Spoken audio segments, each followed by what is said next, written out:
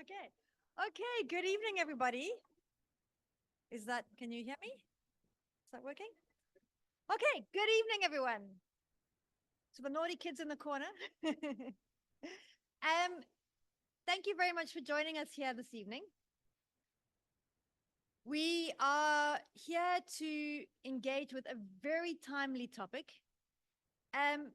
I was looking at the book earlier and I was thinking truth commissions and state building, 30 years. I can't believe South Africa's been a democracy for 30 years, not only because it makes me feel very old, because I remember voting, but also because it's actually such an apt time to reflect on not only the truth commission that we've had in South Africa, but in other parts of the world, and how these are relatively new if you think in the grand scheme of time.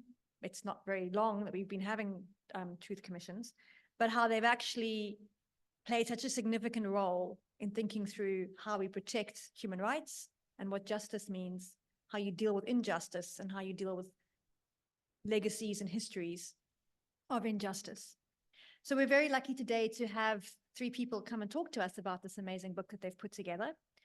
And while, just to say the bit of context for those who are online, this is an event that is happening during a conference called the Participedia Conference, where we're a group of researchers and practitioners who engage in understanding participatory democracy and in creating and providing a platform to discuss and put together cases on participatory democracy and its allied and related themes like human rights, representation, etc. So this event itself is very much part of the Participedia family, because the Participedia Project has helped to support bringing together the authors and the creation of this book. But it's also organized by the Center for Human Rights and Restorative Justice based at McMaster University in Canada.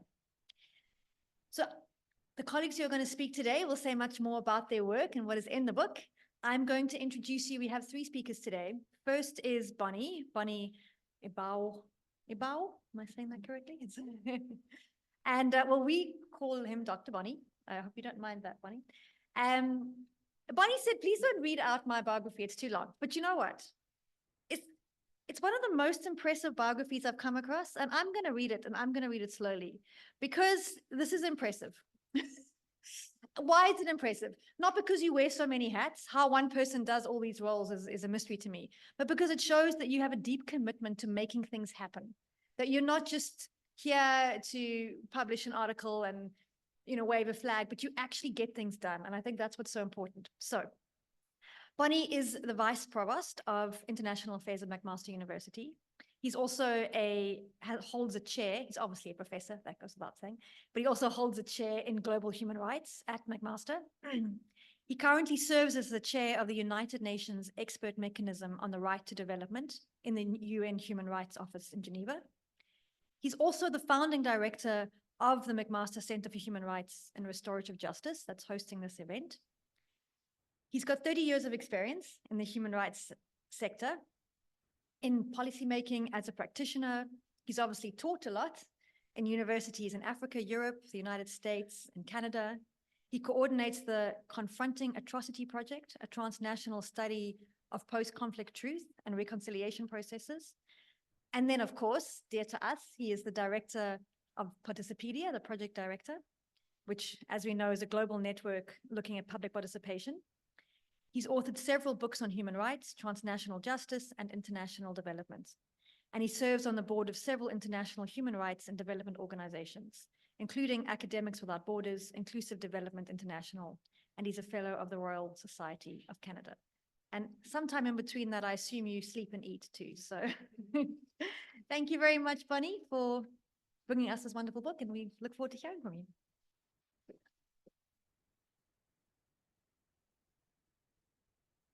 Thank you very much, Fiona. I know we stand between you and dinner, so we promise to keep it short.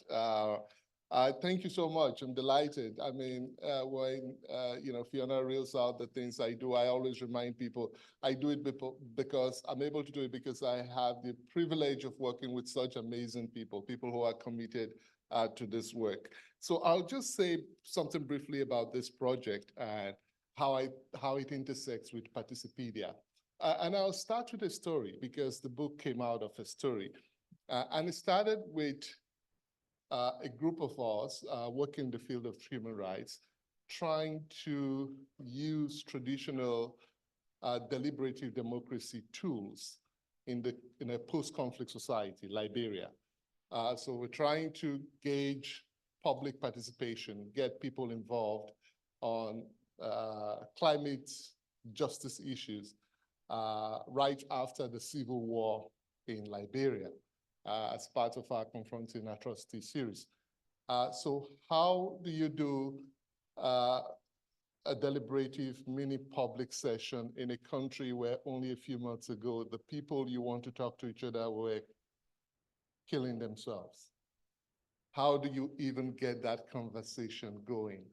And it soon became very obvious to us that some of the traditional deliberative democracy mechanisms that have become canons in the scholarship were very ill-suited for post-conflict societies or societies going through transitions.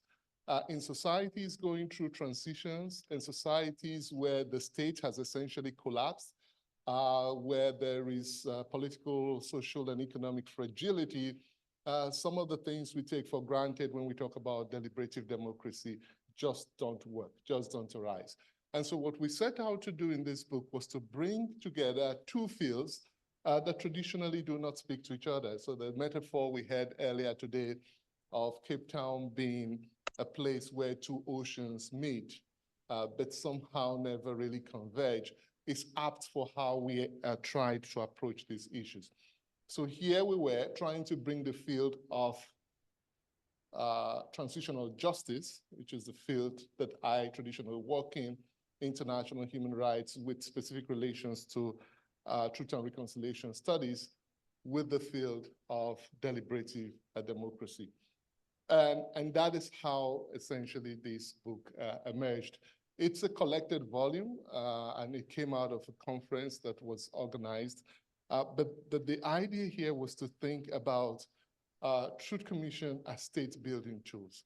And I'll speak to the chapter that I wrote. Hopefully, my colleagues, Dr. Kamga and Dr. Ayelazuno, will bring different perspectives.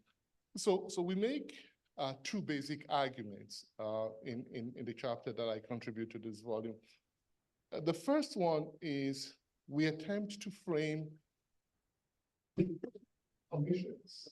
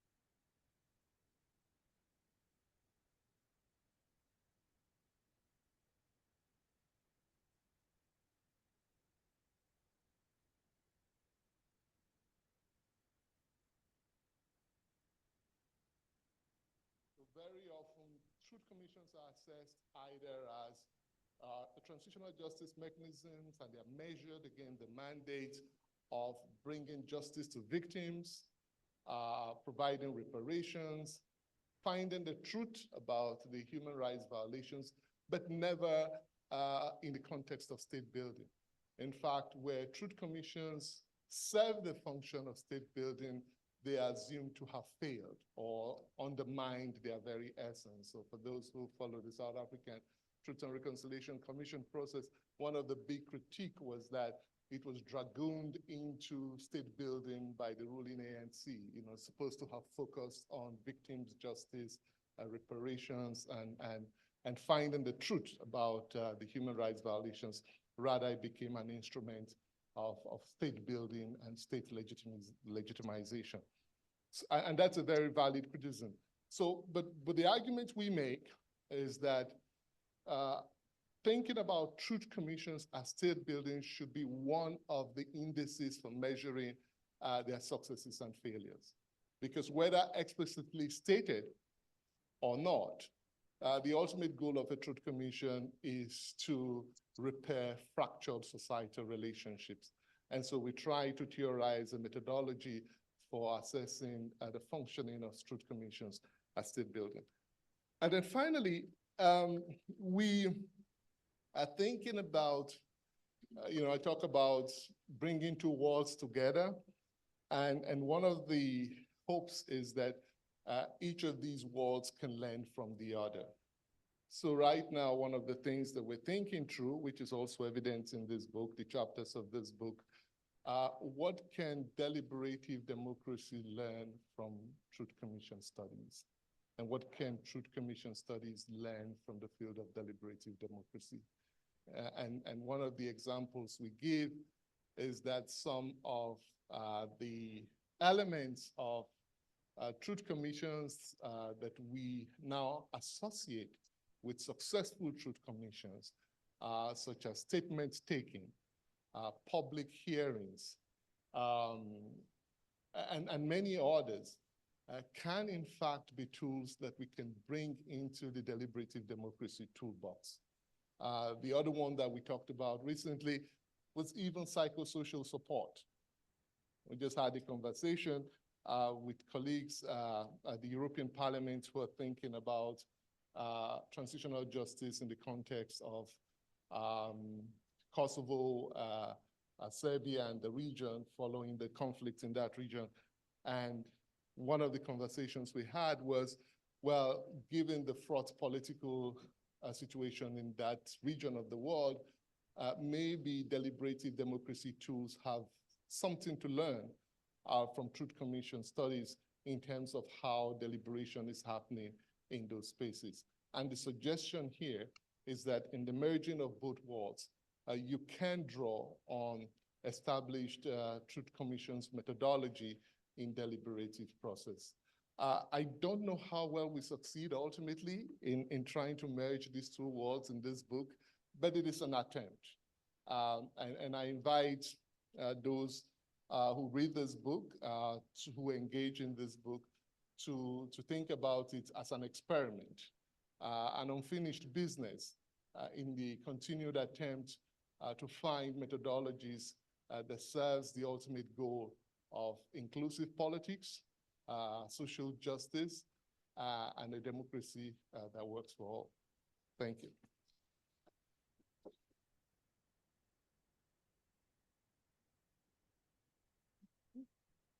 Our next speaker is Serges Kamga.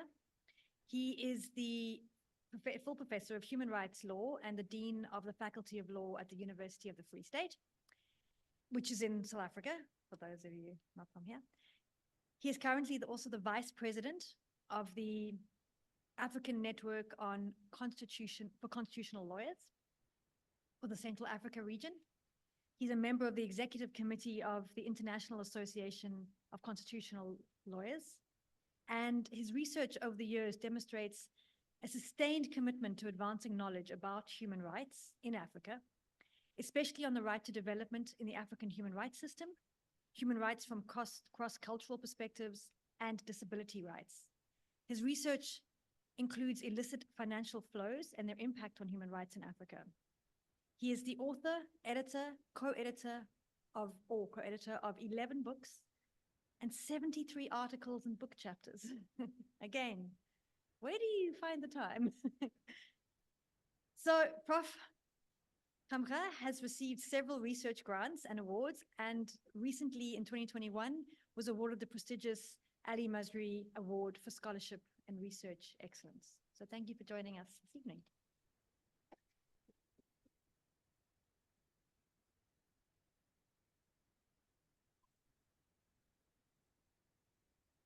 Thank you very much, Fiona. And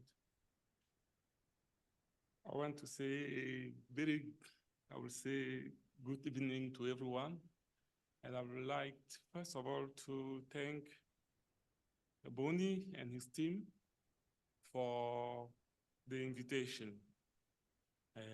I'm very happy to be here because sometimes you want to be there, but you cannot. So I'm very happy I could make it to Cape Town, especially for this book. Perhaps only Bonny might remember when this book was still planned, when the initial conference was planned in Canada, I was invited. I sent it in abstract, everything, and suddenly life happened and I could not travel. I could not travel to Canada, and I felt very bad because I was letting him down, although it was live happening. So when I saw the invitation, and I was discussing with my line manager, and we were talking about this vis-a-vis some other things happening at the faculty, I had to tell her, no, this is the story of this book. I cannot miss it again. He managed to bring it to Cape Town, to South Africa. So it's not a long trip to Canada. I need to be in Cape Town. And she said, enjoy the celebration of the book. So today I want to discuss with you briefly the ideas, actually the same abstract that I submitted then. And I was basically, or what I'm doing, I'm looking at a way to compare the CHRRJ in South Africa and in Rwanda to kind of understand the challenge and the differences and what we can learn from these two particular cases. And I will say, of course, let's start with the South African perspective. South Africa was a very, very difficult one, as Bonny mentioned, that it became a state building exercise at some point. But when you look, because I don't want to get back to the theory, a definition that was already covered in the interest of time. So when you look at what happened in South Africa has to, in my view, use a state-centric approach to this, where everything was controlled a bit by the state. And one of the peculiarity was to try and infuse in the concept of Ubuntu, to say let's forgive, because under Ubuntu, you are your brother's or sister keeper. Your happiness depends on the happiness of somebody else, a communitarian way of life.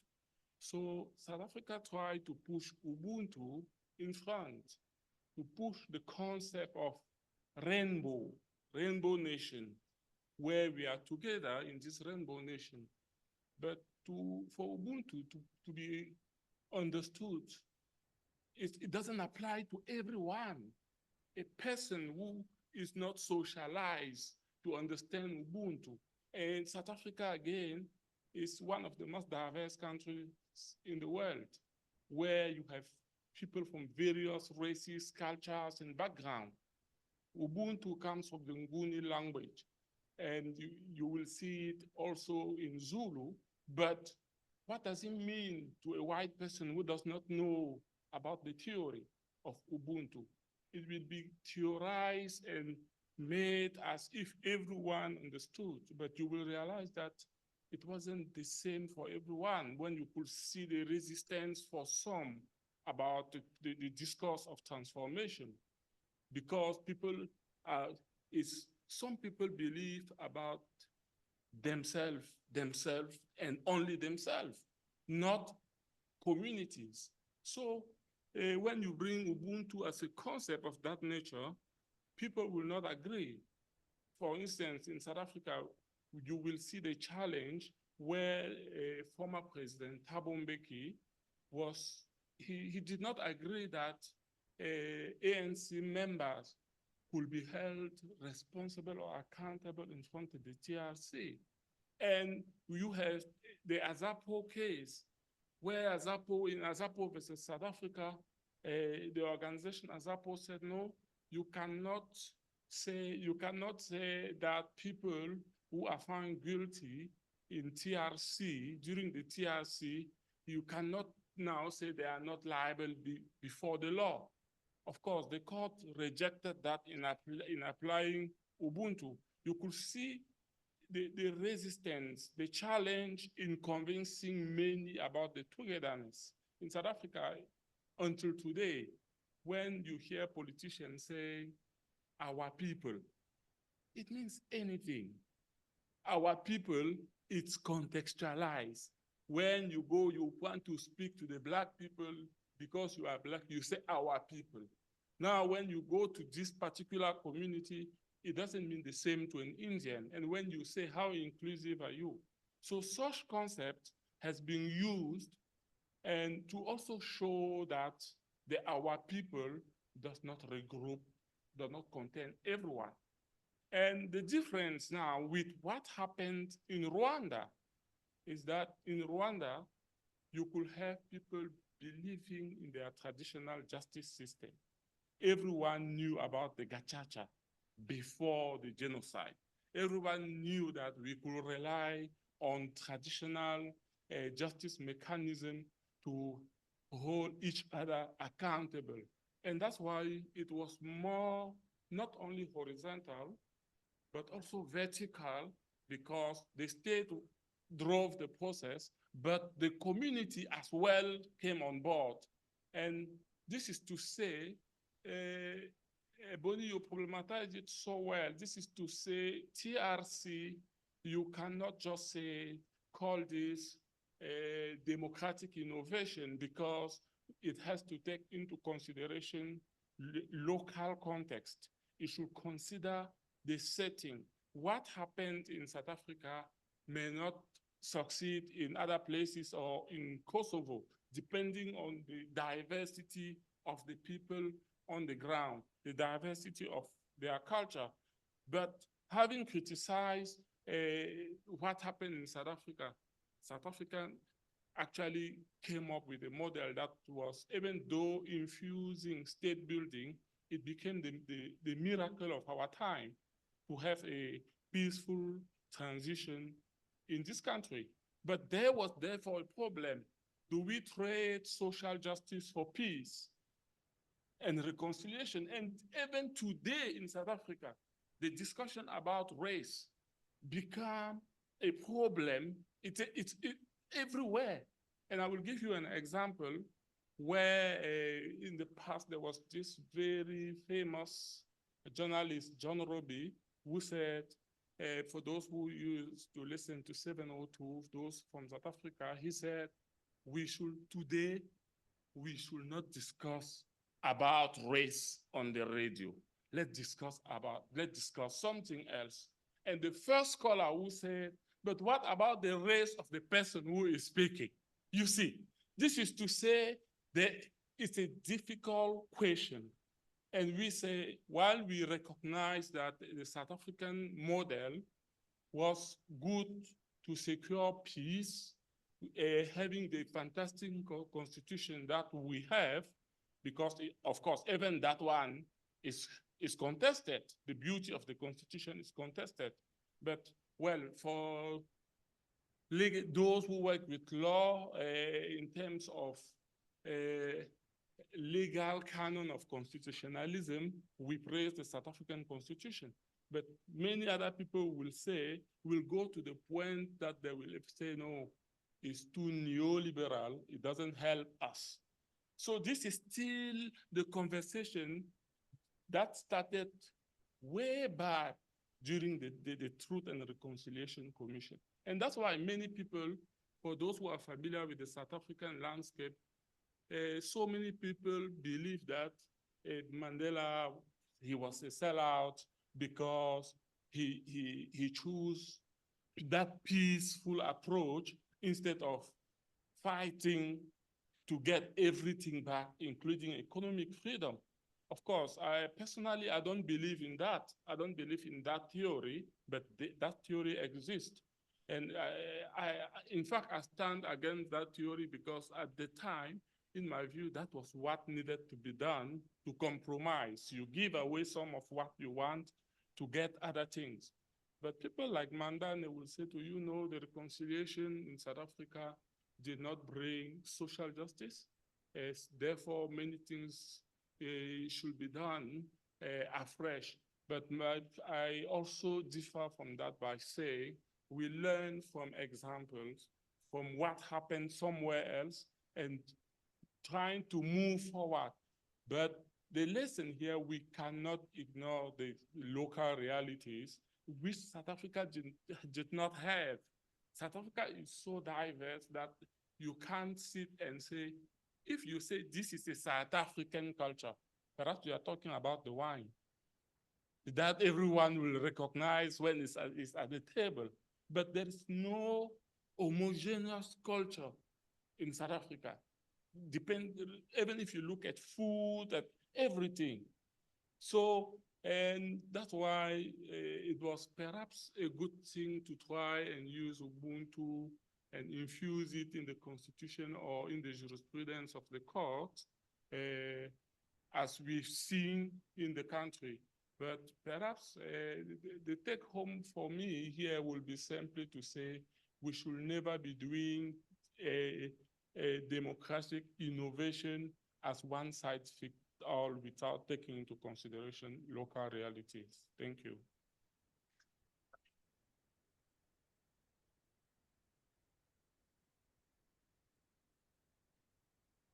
I was under instructions to give you a time to stop, but I didn't want you to stop. That was a really fantastic contribution. Thank you very much.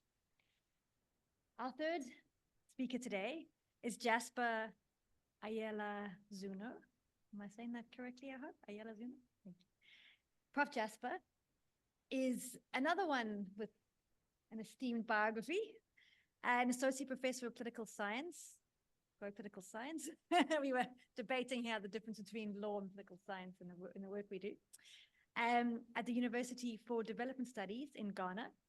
As a critical social scientist, Jasper is interested in using research and knowledge to promote the well-being of subaltern classes all over the world. His research interests span a wide range of issues, including poverty and human development, political agency of subaltern classes, governance, democracy, elections, civic activism, international political economy, and international relations. Before joining academia, Jasper worked with the government of Ghana and with the United Nations missions in Bosnia and Kosovo. Thank you, Jasper.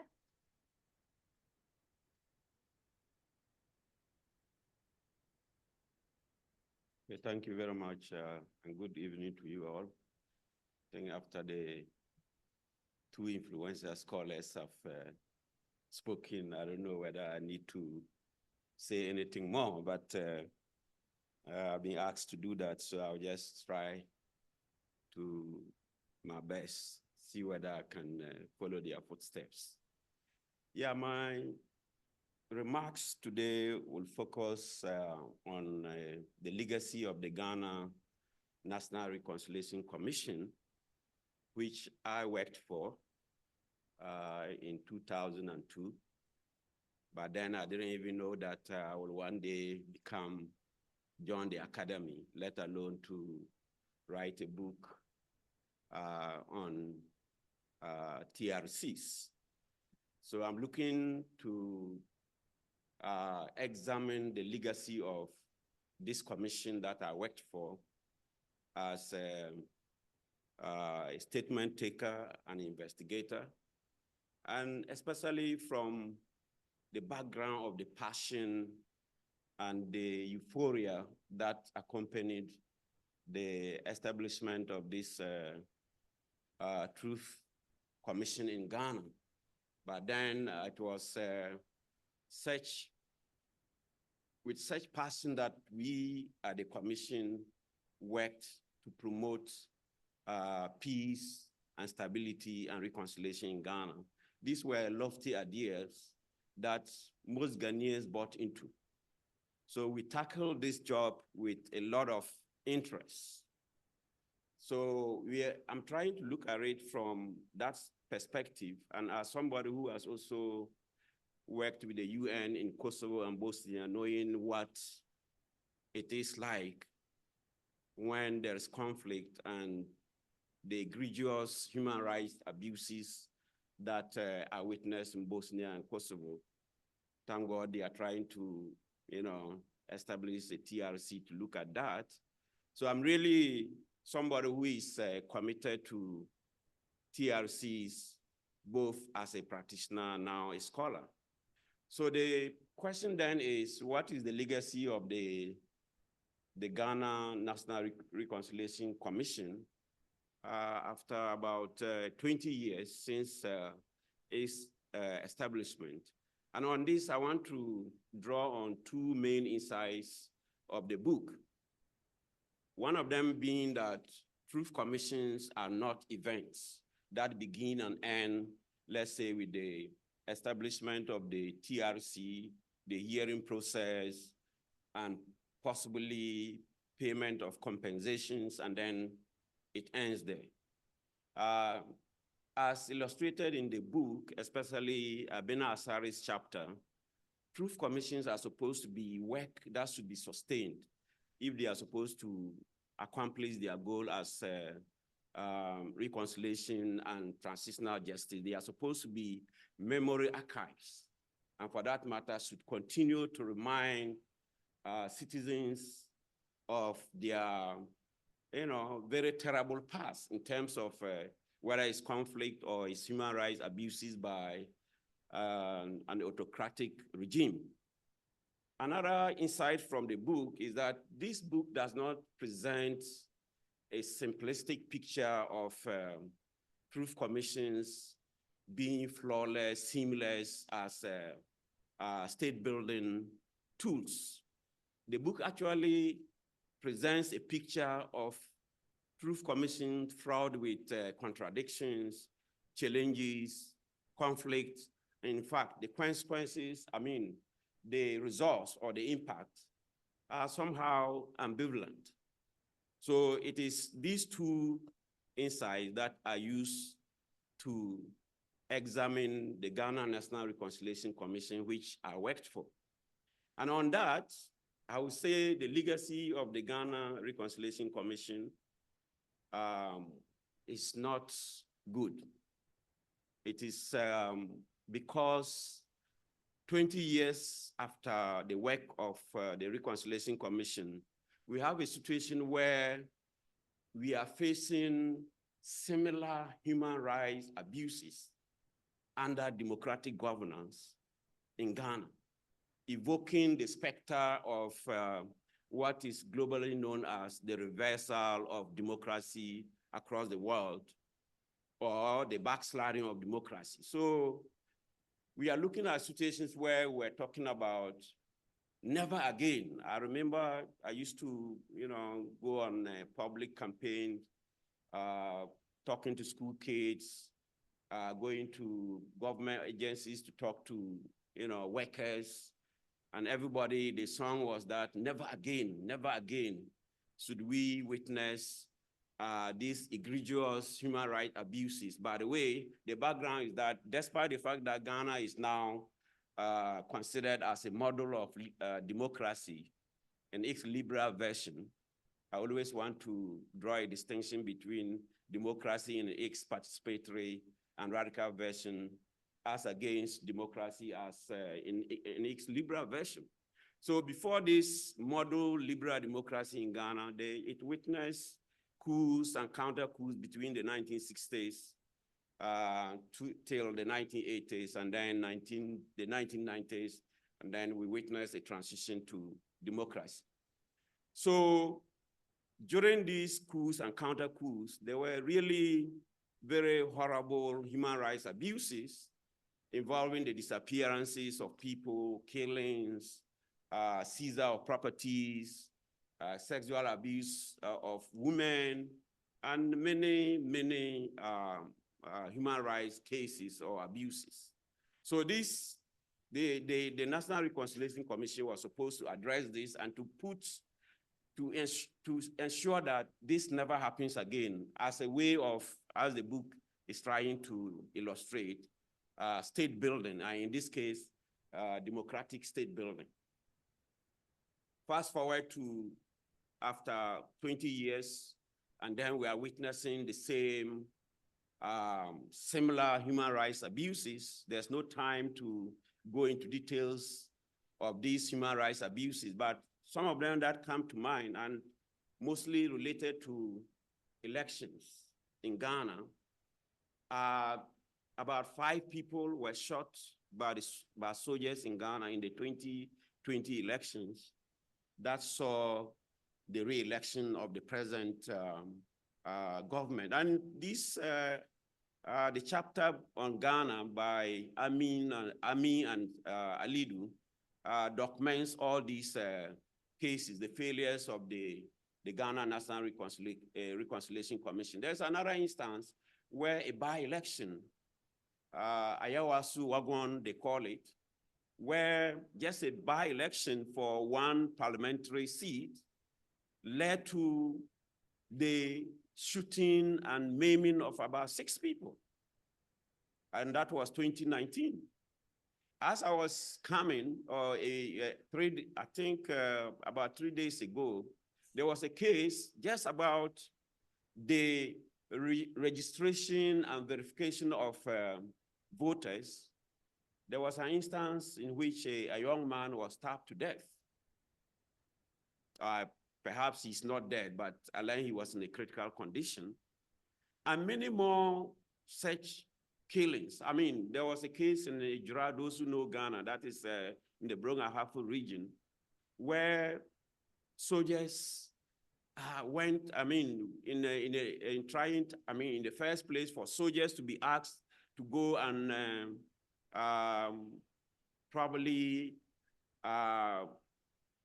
try to control a demonstration, because this was a demonstration normally supposed to be within the scope of police. Soldiers were sent there, and what did they do? They shot and killed 2 young men. And in all these killings, to date, commissions were set, investigations were done, but up to date, we don't have any results showing that any culprit has been brought to book. So as somebody who worked for the commission, and not to underrate the short-term goals that it accomplished in terms of, paying compensation and getting victims to face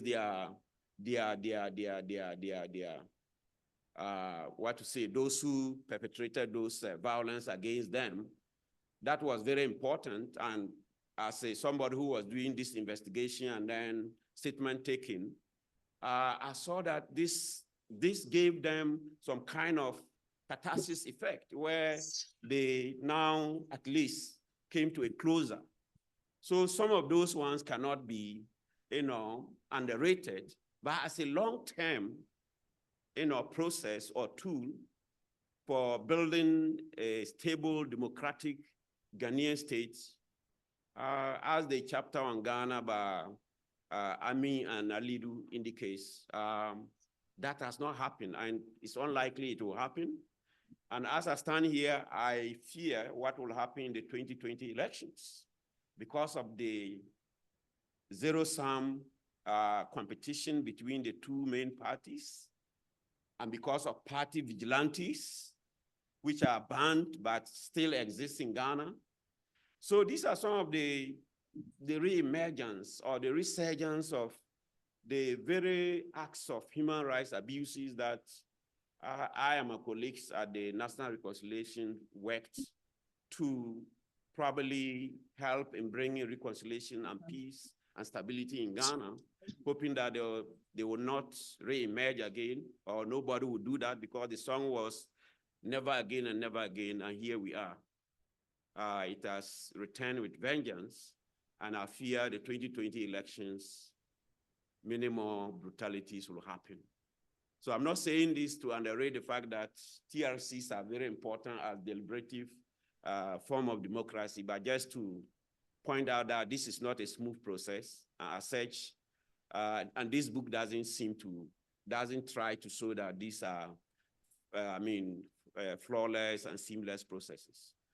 With that, I conclude my remarks. Thank you.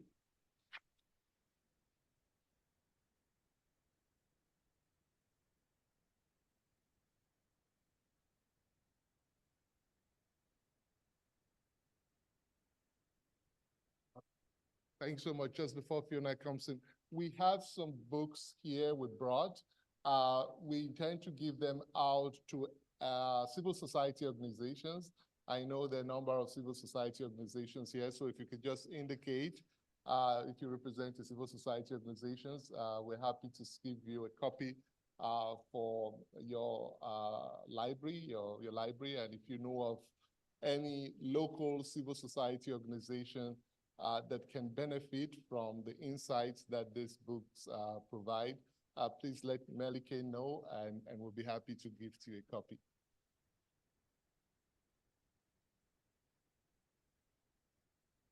Thank you very much. Thank you for joining us tonight and for sharing your insights. I had two thoughts as you were speaking just before.